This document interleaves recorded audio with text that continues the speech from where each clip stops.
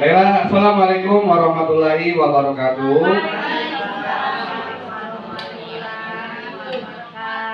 Yang terhormat Kepala Sekolah SD Negeri 205 Palembang, Ibu Haja Surani SPD SD MPD. Yang kami hormati Bapak Ibu guru, staf dan pegawai SD Negeri 205 Palembang. Baiklah, adapun pada kegiatan pagi menjelang siang ini, saya mohon izin kepada Bapak Ibu untuk pengimbasan atau diseminasi mengenai aksi nyata saya ya di modul 1.4 dari program guru penggerak angkatan 10 mengenai budaya positif di sekolah. Ya. Adapun kegiatan budaya positif ini perlu kita ketahui bahwa sangat penting di dalam pembelajaran, terutama di dalam lingkungan sekolah. Ya, sebelum saya memulai, coba kita perhatikan video berikut. Coba dilanjut, Pak.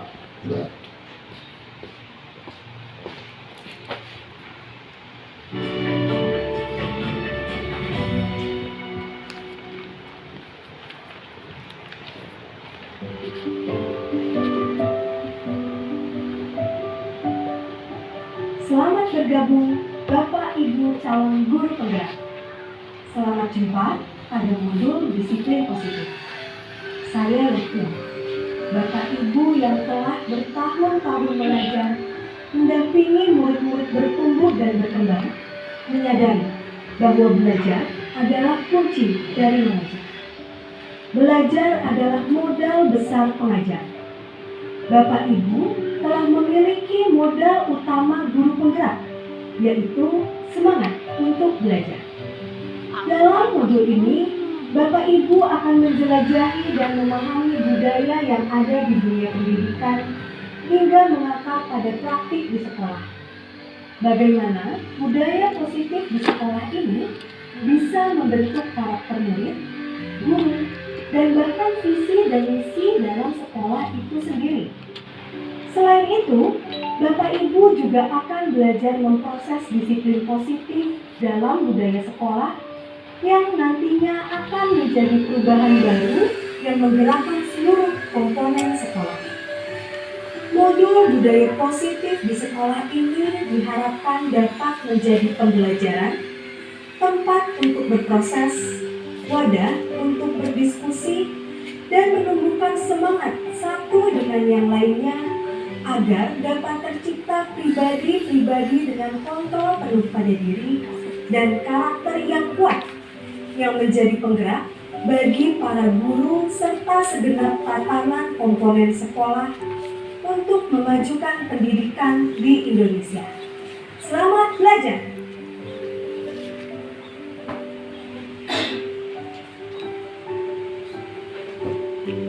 Ya, itu ada surat terbuka dari instruktur mengenai tentang apa itu budaya positif di lingkungan sekolah. Budaya positif di lingkungan sekolah bisa membentuk karakter guru, karakter siswa, serta membentuk visi dan misi dari sekolah itu sendiri. Ya, coba kita perhatikan kembali mengenai video berikut. Kayak satu lagi, contoh perilaku atau budaya positif di sekolah.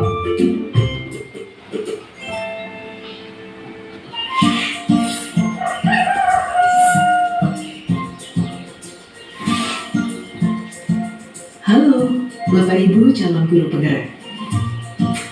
Video ini akan menampilkan dua sekolah dengan budaya sekolah yang berbeda.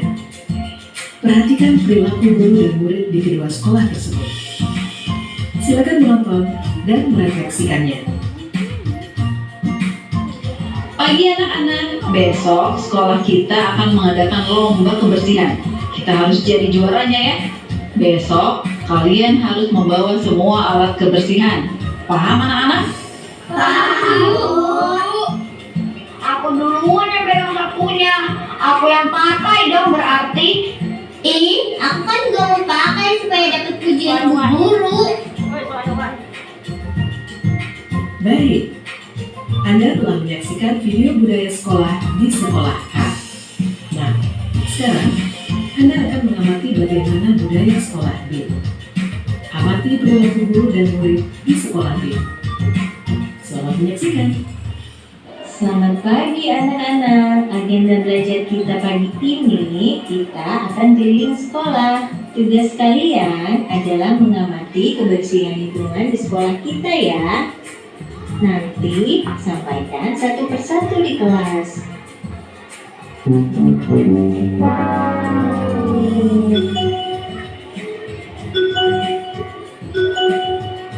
Bagaimana anak-anak? Apa yang kalian temukan di lingkungan sekolah?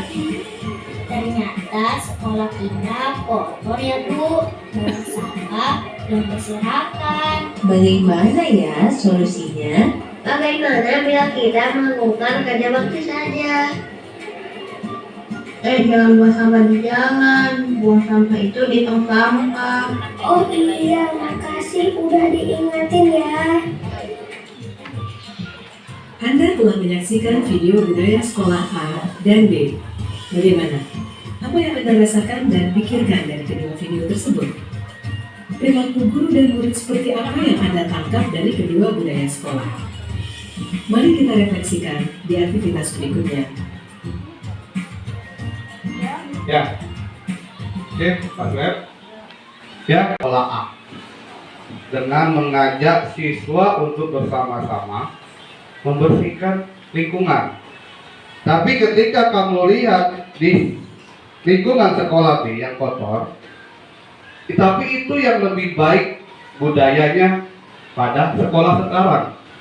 Jadi bukan berarti kita sekarang ini budayanya itu jelek, tapi kita harus menaikkan budayanya itu menjadi lebih baik. Ya, artinya mungkin ada Bapak Ibu yang milih, oh sekolah A yang bagus daripada sekolah B karena sekolah B kotor. Tapi perilaku gurunya bagaimana? Mana yang lebih baik? Perilakunya adalah perilaku yang B. Kenapa demikian? Selanjutnya, Pak Sueb. Ya, kita akan pelajari kontennya pada kegiatan ini. Yang pertama adalah perubahan paradigma belajar. Yang kedua, disiplin positif. Yang ketiga, motivasi perilaku manusia. Yang keempat, kebutuhan dasar. Yang kelima, keyakinan kelas. Dan yang keenam, posisi kontrol restitusi. Dan nomor 7 adalah segitiga restitusi. Kalau Bapak Ibu belajar PMM, ini sudah 7 modul PMM ini.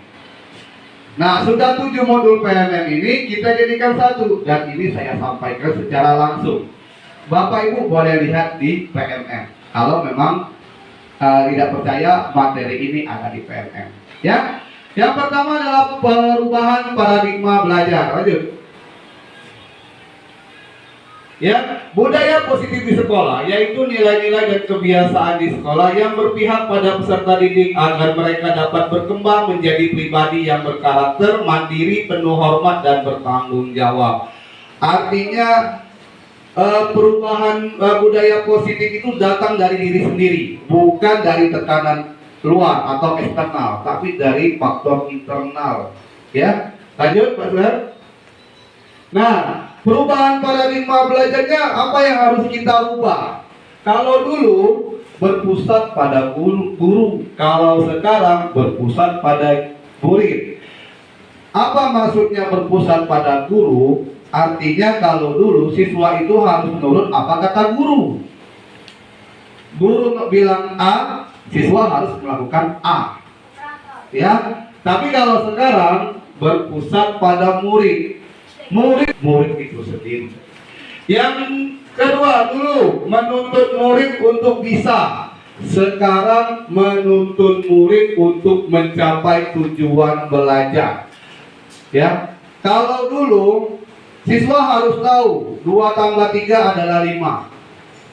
Kalau sekarang kita harus menuntun murid itu bagaimana 2 ditambah 3 itu bisa hasilnya 5. Bagaimana caranya 2 tambah 3 itu bisa 5? Siswa akan mencari cara sendiri. Entah itu dia pakai tangan, entah itu dia pakai kacang-kacangan, entah itu dia pakai lidi. Itulah namanya berdiferensiasi. Ya. Yang ketiga, murid dikontrol guru kalau dulu. Kalau sekarang murid mengontrol dirinya. Kalau dulu guru tuh ngomong, "Nak, buang sampah." Kalau sekarang, "Nak, benar gak kau buang sampah di situ?" Murid yang tahu sendiri. "Oh, tidak Pak. Salah Pak, buang sampahnya di kotak sampah." Nah, ya. Selanjutnya adalah menyamaratakan murid. Kalau sekarang menyadari setiap murid unik. Kalau kita sekarang mungkin, kalau dulu itu semuanya harus bisa gitu. Baca ini, hitung ini. Kalau sekarang tergantung murid.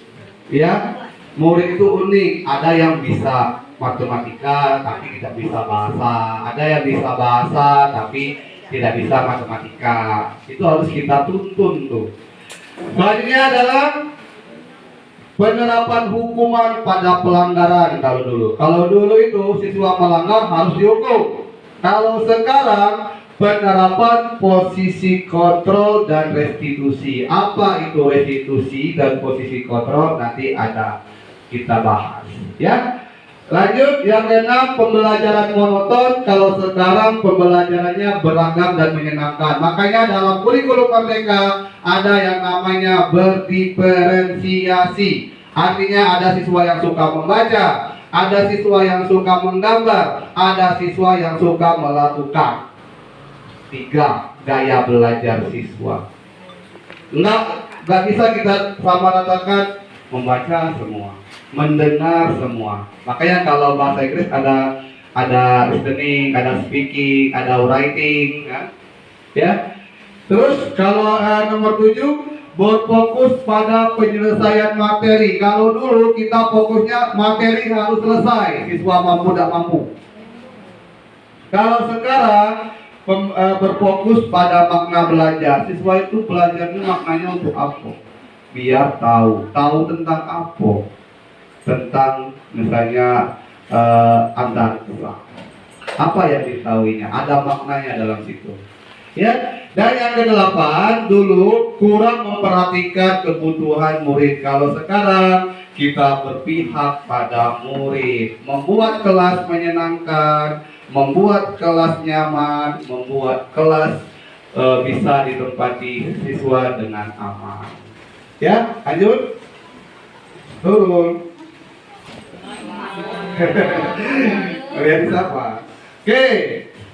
Nah, kalau ada kegiatan seperti ini, cobalah Anda dan teman Anda. Ya, cobalah kegiatan, cobalah buka. Ya, Anda adalah A dan teman Anda adalah B. Ya, coba Anda mengepalkan tangan Anda satu. Ya, Anda bayangkan Anda menyimpan di kepala tangan Anda ini emas misalnya. Ya. Nah, Anda perlu menjaga benda Anda tersebut sekuat tenaga karena ini penting untuk kehidupan Anda. Ya. Nah, rekan sebelah Bapak Ibu mencoba untuk membukanya. Apakah Bapak Ibu, pertanyaannya, apakah Bapak atau Ibu membuka kepala tangan Anda?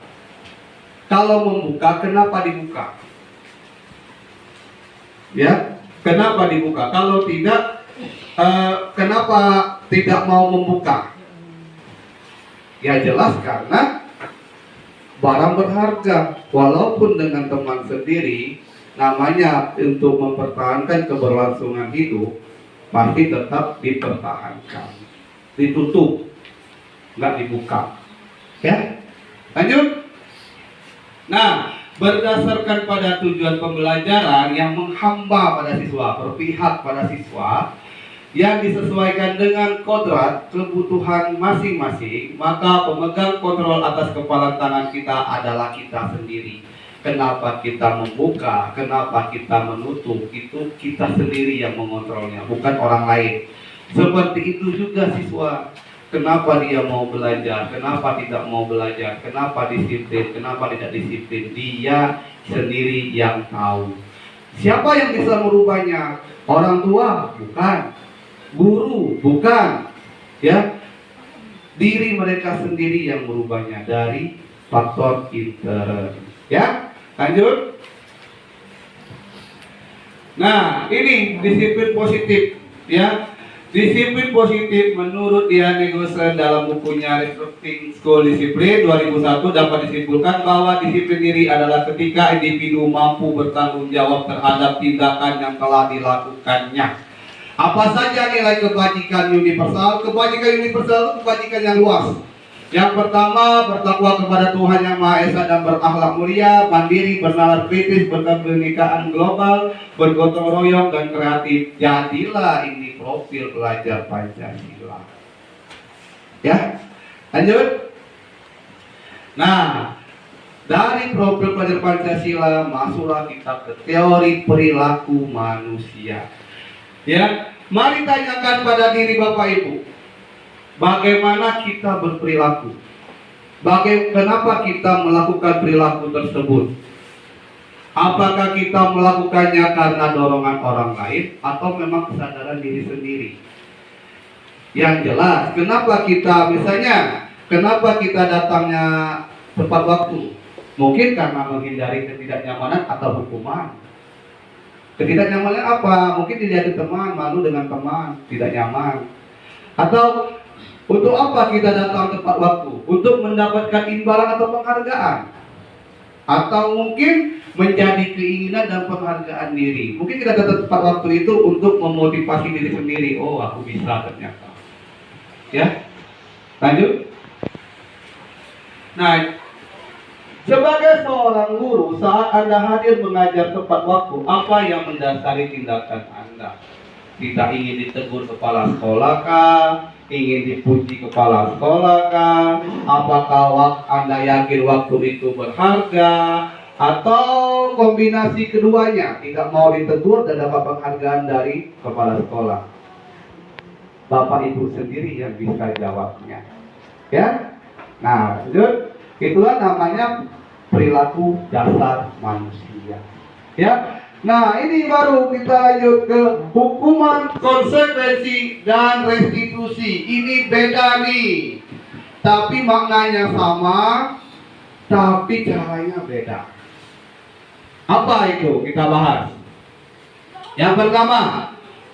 Nah, kalau saya tanya, menurut Bapak Ibu, mencatat 100 kali di dalam buku kalimat, saya tidak akan terlambat lagi karena terlambat ke sekolah, termasuk hukuman atau konsekuensi?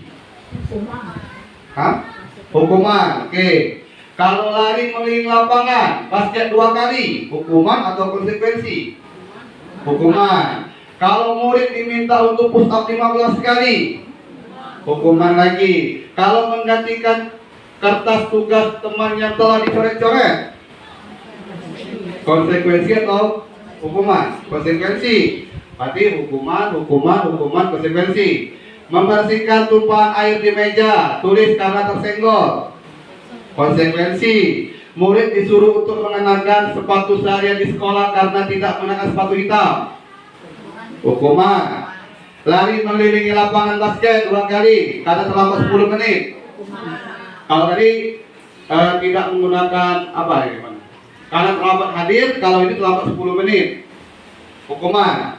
Berarti konsekuensinya ada 2 atau 3. Coba selanjutnya kita lihat jawabannya. Nih, jawabannya nih. Mencatat 100 kali, hukuman. Lari mengelilingi lapangan karena terlambat hadir di sekolah, hukuman. Murid diminta push up, hukuman. Menggantikan kertas tugas teman yang telah dicoret, konsekuensi. Membersihkan tumpahan air, konsekuensi. Murid disuruh untuk tidak mengenakan sepatu seharian, hukuman. Lari mengelilingi lapangan basket 2 kali karena terlambat 10 menit, itu termasuk konsekuensi. Lah, kok bisa? Di sini kita bahas. Lanjut. Perbedaannya, hukuman, konsekuensi, dan restitusi. Hukuman diberikan saat itu juga dengan tujuan membuat orang patuh dan takut. Kalau konsekuensi, akibat dari melakukan tindakan yang tidak sesuai. Kalau restitusi, memberikan kepada orang yang melakukan pelanggaran untuk menyelesaikan masalahnya sendiri.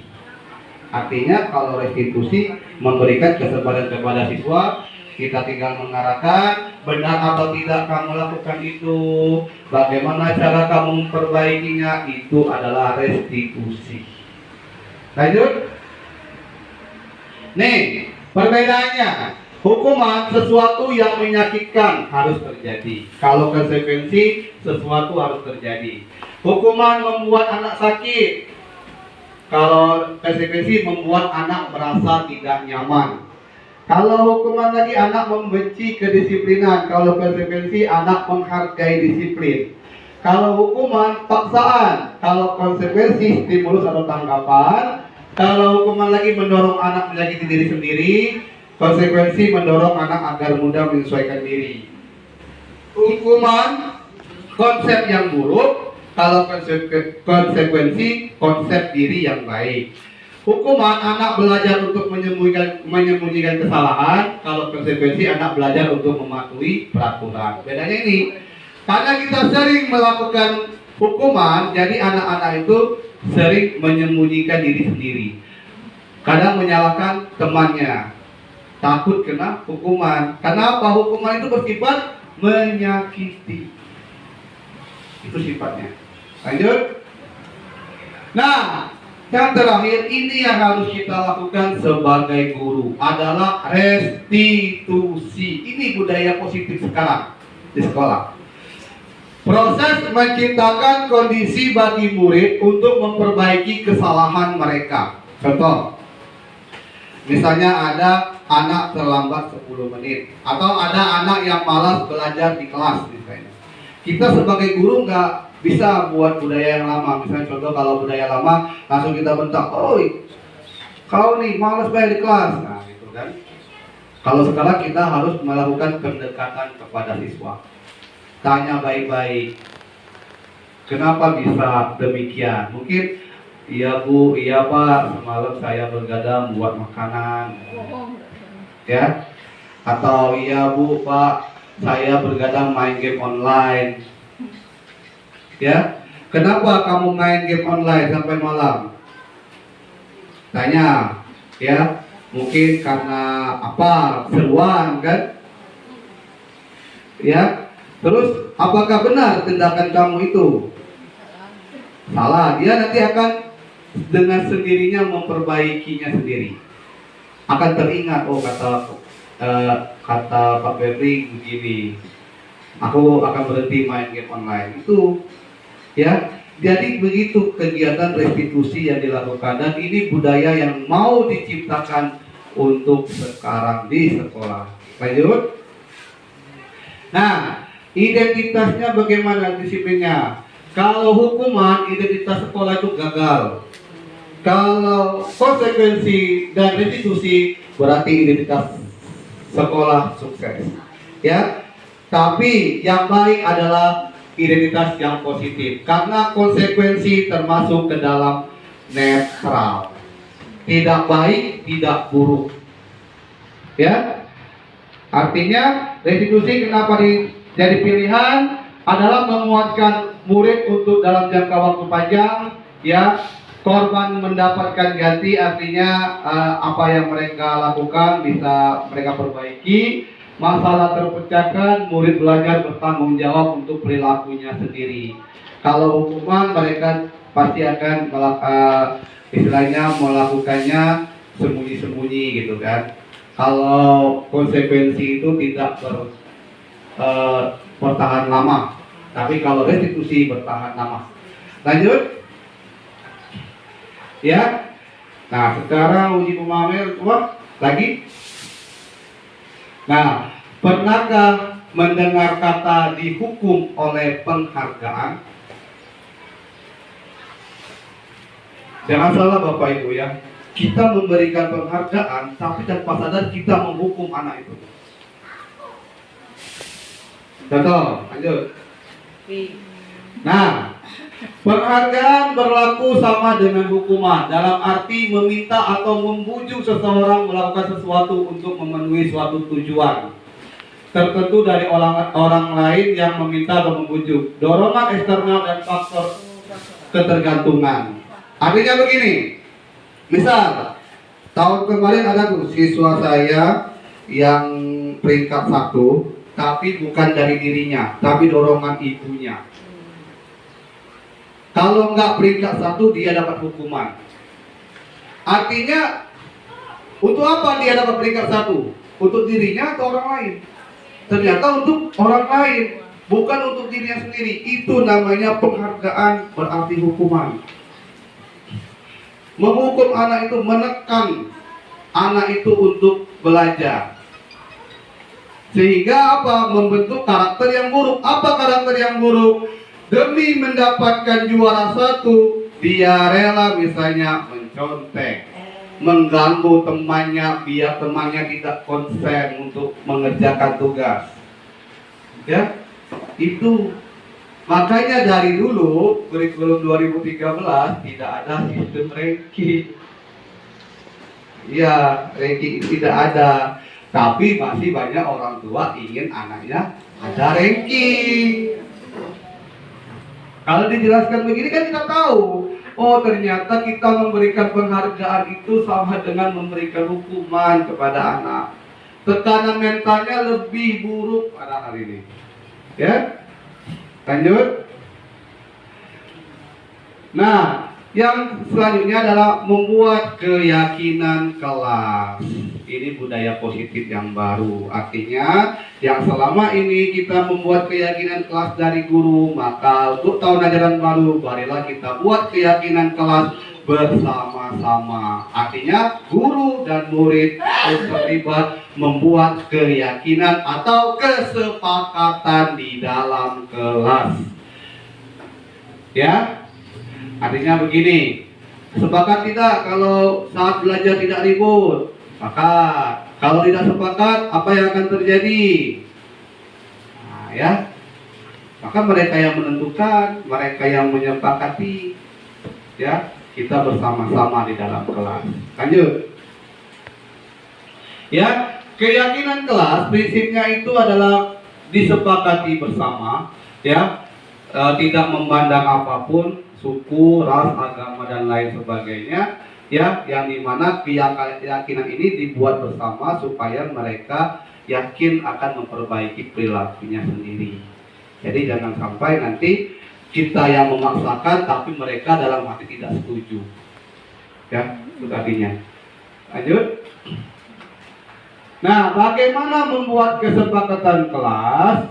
Ya, yang pertama kata saya kemarin, kita tentukan dulu visi kita untuk apa. Ya, tujuan siswa sekolah itu untuk apa? Oh, untuk belajar, berarti benar. Selama belajar tidak boleh bersuara, boleh buat nanti di kelas. Bagaimana caranya kita belajar? Duduk di meja masing-masing, tidak mengganggu teman. Nanti mereka buat dari pertanyaan ini, nanti akan jadi keyakinan kelas yang utuh. Bisa dicontoh. Kelas yang baik itu seperti apa? Diam, tidak ribut, banyak hiasan misalnya. Nanti sama-sama membuat prakarya hiasan. Ya, hal apa yang membuat kamu nyaman di kelas? Ya, apa misalnya tidak ribut, ya, dingin. Hak apa saja yang membuat kamu tidak nyaman di kelas? Hak diganggu oleh teman misalnya. Itu buat. Tidak boleh mengganggu teman yang lain. Nanti sama-sama dibuat nih pakai kertas tempel kecil itu. Bisa nih. Lanjut. Membuat sebuah keyakinan kelas. Contoh keyakinan kelas. Salah satu, ya, anggota kelas perlu belajar, anggota kelas perlu senang, anggota kelas perlu melakukan tugas. Setiap anggota kelas perlu saling menghargai dan setiap anggota kelas perlu merasa aman. Ini contoh keyakinan kelas. Nanti akan dibuat, jadilah dia peraturan di dalam kelas. Dari keyakinan ini sama-sama dengan murid, guru, murid. Nanti mereka akan mengutarakan. Kalau untuk kelas rendah bisa saling tanya jawab. Lanjut. Ya, ini contoh keyakinan kelas 6A. Ya, tidak datang terlambat, menjaga kebersihan dan kerapian kelas, saling menghormati dan menghargai, belajar dengan sepenuh hati, saling menjaga dan tolong menolong, menjaga ketertiban di kelas. Lanjut. Ini sudah ya, bakat seperti dan tidak seperti, tampak seperti, rasa diterima dan dimiliki. Lanjut. Ini segitiga keyakinan kelas, double Y. Sudah? Sudah, apa-apa. Ya. Membedakan kebutuhan dasar. Lanjut. Ya, kebutuhan dasar manusia bertahan hidup, kasih sayang dan rasa diterima, kebutuhan akan penguasaan, kebutuhan akan kesenangan, kebutuhan akan kebebasan. Lanjut. Dasarnya ya, ini ada 5 posisi kontrol. Ini masuk nih di PMM. Boleh nih nanti dipelajari. Posisi kontrol guru ada 5. Ya, ada sebagai penghukum. Contoh guru yang menghukum bagaimana? Gini, awas ya kalau kamu tidak patuh. Ya gitu. Kamu selalu membuat ulah. Memang dasar kamu tukang cari ribut. Nah, itu namanya siswa penghukum. Siswa guru penghukum. Mama. Posisi kontrol guru sebagai penghukum. Kalau membuat rasa bersalah, bagaimana contohnya? Apa kamu tidak kasihan dengan orang tua kamu jika kamu begini terus? Ya, tolong anak jangan begini. Kalau begini terus, ibu yang akan dimarahi kepala sekolah. Apa kamu tidak kasihan sama ibu? Itu contoh membuat guru, posisi kontrol guru, membuat rasa bersalah. Teman, posisinya sebagai teman. Duh, telat lagi ya nak. Kali ini kenapa? Ya sudah, lain kali kamu jangan lupa lagi ya alarmnya. Lebih kepada teman. Dan itu biasanya kalau teman ini di tingkatan atas, sekolah menengah, banyak. Pemantau, posisi guru sebagai pemantau. Kamu tahu kan konsekuensi perbuatanmu? Itu pemantau ini lebih kepada menerapkan hukuman peraturan yang ada, memberikan hukuman sesuai dengan peraturan yang ada. Tahu kan baju kau ngapa di keluarga? Kalau di keluarga apa kau? Memano kau di keluarga? Nah, itu pemantau artinya. Tapi ya dari 5 ini kita harus berperilaku posisi sebagai manajer. Bukan manajer perusahaan, apalagi toko kelontong. Bagaimana contohnya jika kamu tahu hari itu salah, ya, bisa tidak kamu memperbaikinya dengan nada yang datar, tidak sebagai penghukum, tidak sebagai teman, tidak sebagai pembuat rasa bersalah. Artinya kalau penghukum ini marah-marah. Kalau pembuat rasa bersalah ini dia istilahnya gurunya itu melas itu. Ya, kalau teman ya istilahnya guru dengan teman biasa misalnya. Kalau pemantau ini lebih ke arah si penghukum. Ya, manajer itu ibaratnya memberikan arahan dari atasan kepada bawahan. Ya, lanjut. Nah, coba lanjut ke video yang kedua.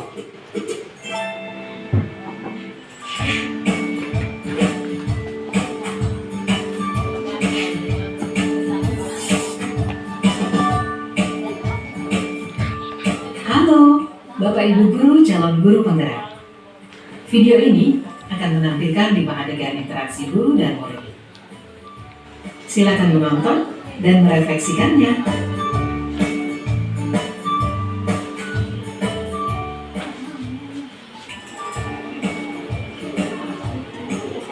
Pagi anak-anak, silakan PR yang kemarin Ibu berikan diletakkan di meja. Anton, kamu sudah mengerjakan belum? Belum mengerjakan saya, Bu. Ini contoh Kamu selalu ya penghukum. ngerjain PR. Sekarang kamu duduk di depan, lalu Ini guru tulis. penghukum. Saya berjanji tidak akan mengulangi lagi. Saya berjanji akan berusaha menjadi murid yang rajin belajar sampai pelajaran saya selesai.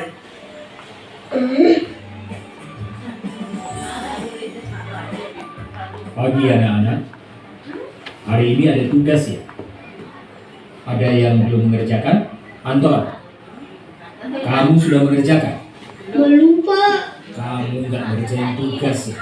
Kamu mau jadi apa nanti? Kamu lihat sekolahnya. Ini pembuat rasa bersalah. Coba bayangkan orang tuamu betapa kecewanya sama kamu. Kamu itu sudah kelas 5. Harusnya bertanggung jawab sama dirimu sendiri. Maaf, Bu. Saya terlambat. Ya udah. Ini teman. Tapi jangan diulangi Posisi lagi guru, ya. kontrol guru sebagai teman. Ibu senang lihatnya. Ya. Lain kali tepat waktu ya masuknya. Tas dulu dong. Kita kan teman. Wah, ini kok aku terlambat lagi. Apa ya? Nah, nggak akan ada efek jerahnya kalau gitu. Kamu kok nggak pakai baju olahraga? Ini sebagai pemantau. Bapak catat, kamu sudah 3 kali loh nggak ikut olahraga bulan ini. Ya, Pak. Sudah 3 kali berarti saya dapat sanksi, Pak.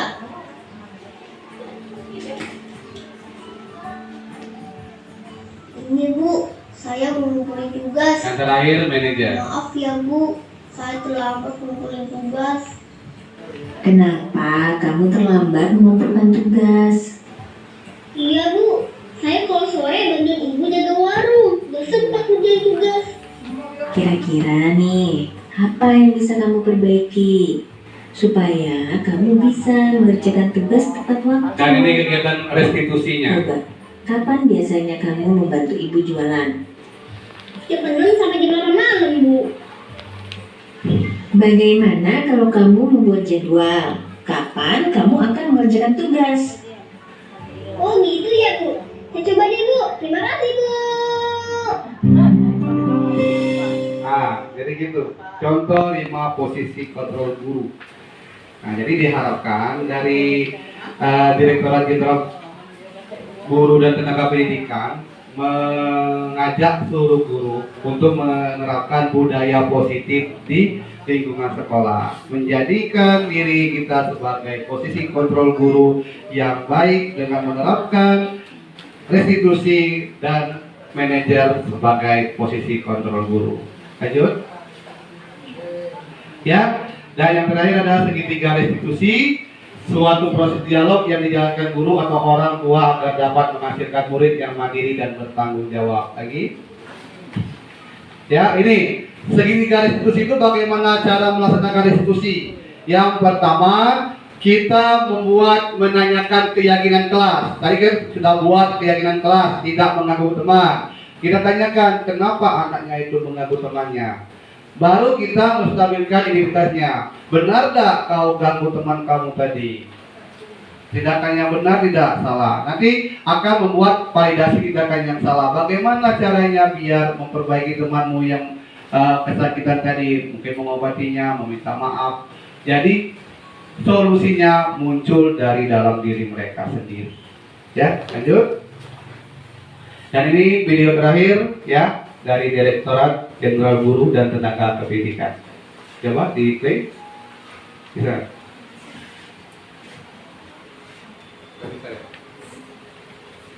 Dah, nggak apa-apa. Ya. Nah, jadi yang terakhir, lanjut. Nah, ya setelah mengetahui tentang budaya positif, apa perasaan yang telah yang dialami, pastinya termotivasi. Ya, lanjut. Dan saya sebagai